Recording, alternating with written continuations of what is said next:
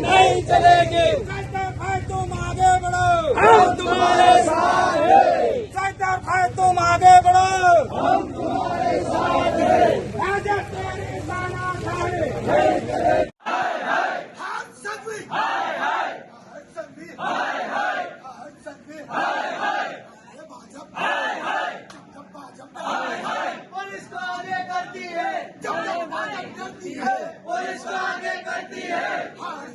બેન, શેના સંદર્ભે આજે મૌન રેલી તમે યોજી? આજે છોટાઉદેપુર જિલ્લામાં તમામ કાર્યકર્તા અને આદિવાસી સમાજના નેતાઓ ભેગા થયા છે. ચેતરભાઈને જેવી રીતે આ ભાજપ સરકારે ખોટા કેસમાં ફસાયા અને 7 વર્ષની જે સજા અપાઈ છે એ અમારા સમાજ અને છોટાઉદેપુરને બિલકુલ માન્ય નથી. ચેતરભાઈને ખોટી રીતે જેલમાં ફસાવાનું આ આખું કાવતરું છે. તો એના ચેતરભાઈના સમર્થનમાં તમામ છોટાઉદેપુરના કાર્યકર્તા ભેગા થયા છે અને આજે અમે રેલીનું આયોજન કર્યું. આગળ તમારા શું પગલા રહેશે બેન? આગળ પગલા અમારા ચેતરભાઈને બચાવવા અમે તમામ જે કાયદા કાનૂન પ્રક્રિયા છે એના પર જશું. અમે હાઈકોર્ટ અને સુપ્રીમ કોર્ટ સુધી લડવા તૈયાર છે અને તમામ જનતા તો પણ રોડ પર ઉતરીને ચેતરભાઈને સમર્થન આપવા તૈયાર છે. આપનું નામ? રાધિકા રાઠવા, પ્રમુખ છોટાઉદેપુર જિલ્લા.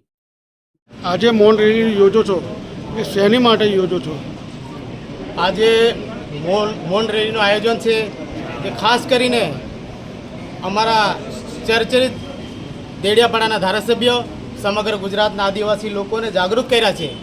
જ્યારે આ ભ્રષ્ટ ભાજપની સરકાર, જ્યારે આ અન્યાય કરનારી સરકાર આજે આદિવાસી વિસ્તારના હક અને અધિકારો માટે જ્યારે લોકો લડે છે, એના માટે જ્યારે આ રીતના ષડયંત્ર કરીને જે ફસાવે છે લોકોને, આજે ચૈતરભાઈની વાત કરીએ છીએ ત્યારે ચૈતરભાઈ લોકોનો અવાજ છે.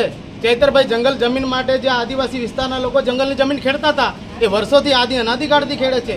સરકારે વર્ષો અવારનવાર એની અંદર પરિપત્ર કર્યા છે, અવારનવાર એના રૂલ્સ બહાર પાડ્યા છે. 2005ની અંદર કાયદો બહાર પાડ્યો છે કે જંગલની જમીન આપી દેવાની આદિવાસી વિસ્તારોને. એ 3 પેઢી સુધી રહેતા હોય અને જંગલની જમીન આપવા માટેનો રૂલ્સ બનાવ્યો છે. તો આ જે લોકો જંગલની જમીન વર્ષોથી અનાધિકારથી ખેડે છે તો એમના પર કેમ અન્યાય? આ લોકો જે ખેડતા હતા, મોંઘું બિયારણ વાવ્યું હતું, એ બિયારણને નષ્ટ કરી નાખ્યું ત્યાંના ફોરેસ્ટ વિભાગના કર્મચારીઓ જઈને. ત્યારે ચૈતરભાઈ ચૂંટાયેલા પ્રતિનિધિ છે. ચૈતર આદિવાસી લોકો મત આપીને જે તે મત વિસ્તારના ચૂંટાયેલા પ્રતિનિધિ છે, ત્યાંના લોકો મત આપ્યા છે, એમને ચૂંટીને પ્રતિનિધિ બનાવે છે. એક પ્રતિનિધિ તરીકે લોકોનો અવાજ નહીં બને, એનો અધિકાર નહીં? કાયદાની મુજબમાં આજે સંવિધાનિક રીતે લોકશાહી છે, લોકશાહીની અંદર એનો હક ને અધિકાર છે.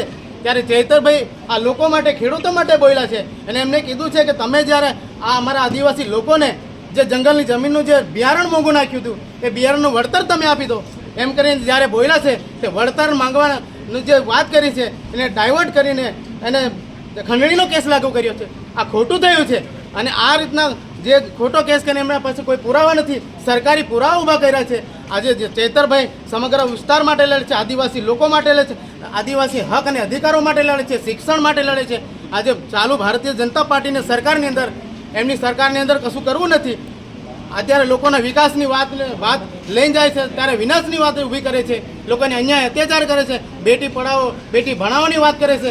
ક્યાં કશું દેખાય છે? આજે તમે દેખો છો હાર્દિક પટેલે આજે ગુજરાતની અંદર, સમગ્ર ગુજરાતની અંદર હજારો બસો સળગાવી નાખી, કેટલાય લોકો હોમાઈ ગયા, કેટલાય મરી ગયા, કેટલાય મર્ડરો થયા. તો તેના પાસે કોઈ, એમની પાસે કાયદો નથી. આજે એક સામાન્ય માણસ એક અધિકાર લઈને માંગ માટે બોલે છે, અવાજ ઉઠાવે છે, ત્યારે ગુજરાતની અંદર આવા આદિવાસી વિસ્તારના લોકોને જ કેમ અન્યાય થાય છે?